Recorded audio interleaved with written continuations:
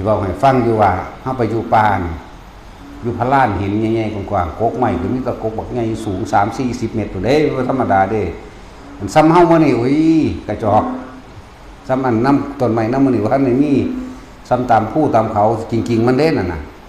เบิ่งต้นแค้นแหน่มันจาก3-40 เมตรพุ่นบาดนี้ต้นแค้นต้นย่างหรือต้นยังแล้วแต่ละเยอะแยะต้นตะคงตะเคียนนี่แต่ต้นสูงๆเนาะเวลาฝนตกเพิ่นเฮ็ดจังได๋เพิ่นอยู่ผู้เดียวพวกเจ้าอยู่เป็นร้อย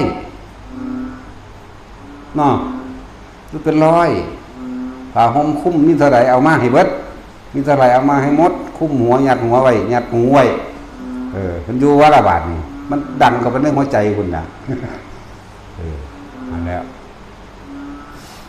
จังว่าตอนเฮาไปอยู่ป่าอยู่เขาหรืออยู่ผู้เดียว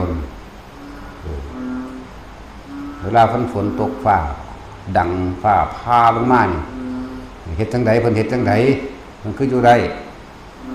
บ่แม่นเอามาเว้าเล่นๆเด้มันเอาของจริงมาเว้าเด้มันผ่านมาบ่แห้งเด้เมื่อตะวันบ่ผ่านมันก็ตายเลยตัวป่านนี่เนาะมันบ่ได้มาเว้าอยู่นี่เด้บ่มีได้หม่องนี่แหม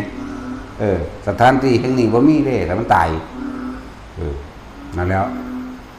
ฝนตกลม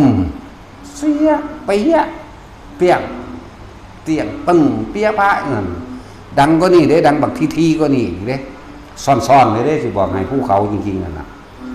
ป้าไม้หลายๆจักสิมันแหล่ธาตุยังดึงดูดเอากระแสไฟแน่มันบ่ล่ะจักสิกกไม้ยังแน่มันดึงดูดเอาลงทีเด้อลงซ่อนๆลงทีละ5ลง6พร้อมกันเปียพะลงไปเปรี้ยงไปพร้อมกันเด้ลง5ลง6เฮ็ดจังได๋สั่น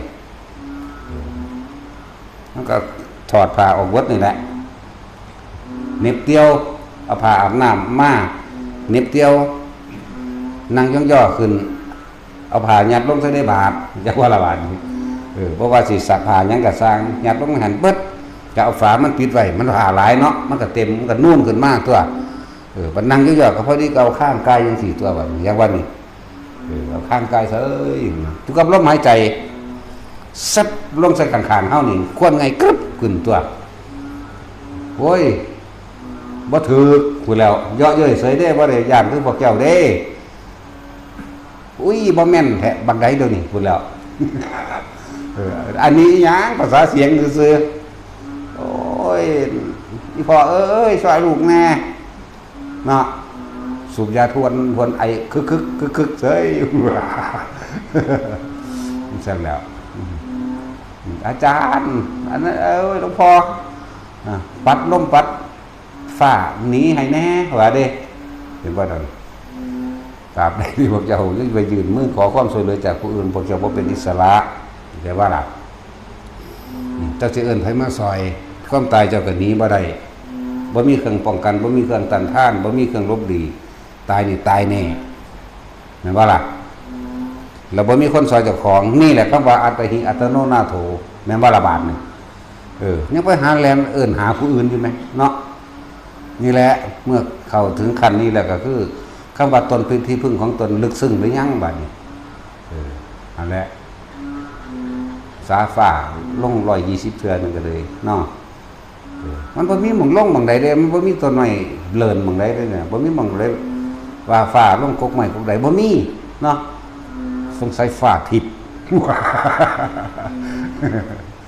ฟ้าทิพย์เป็นจังซี่แหละแต่ว่าล่ะฟ้าทิพย์